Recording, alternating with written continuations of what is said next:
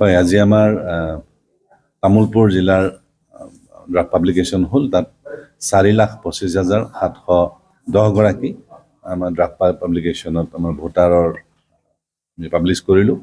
আৰু ইয়াৰ লগতে আমি 10 ফেব্ৰুৱাৰীত আমাৰ যিখন মূল আমাৰ ভোটাৰ তালিকা আমাৰ প্ৰচাৰ হ'ব। তাৰ মাজতে আমাৰ ক্লেইমছ এণ্ড অবজেকশ্যন থাকিব আৰু ক্লেইমছ এণ্ড অবজেকশ্যন ডিছপ'জেল হ'ব।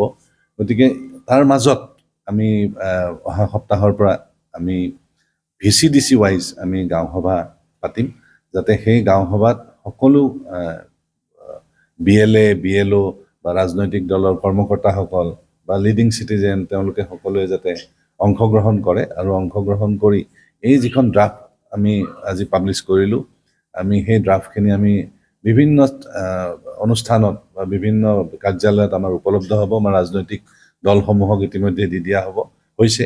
গতিকে তেওঁলোকৰ জৰিয়তে যদি ইয়াত যদি কিবা ত্ৰুটি বিচ্যুতি আছে, সেইখিনি তেওঁলোকে গাঁও সভাত দাঙি ধৰিব পাৰিব।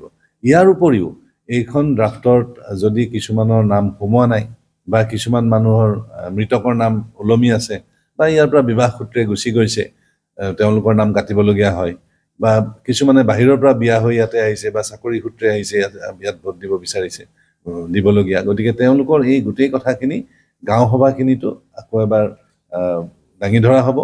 আৰু তাৰ পিছতেই আমি আমাৰ ক্লেইমছ এণ্ড অবজেকশ্যন যেতিয়া আমাৰ শেষ হ'ব, তাৰপিছত আমি 10 ফেব্ৰুৱাৰীত আমি আমাৰ তালিকাখন আমি তাৰ তালিকাখন আমি প্ৰকাশ কৰিম।